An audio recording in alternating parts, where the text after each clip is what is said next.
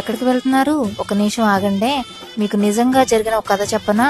NTR district పెనుంచిపూలు గ్రామంలో మనిషిగా పుట్టి దేవతగా వెలిసి అనేక పూజలు అందుకుంటున్న దేవత చరిత్ర మీకు తెలుసా? సాక్షాత్తు శ్రీ వెంకటేశ్వర అనుగ్రహంతో పుట్టింది. అల్లారు ముద్దుగా పెరిగి పెళ్లి చేసుకుంది. అత్తా తోటికోడలతో అనేక బాధలు అనుభవించింది.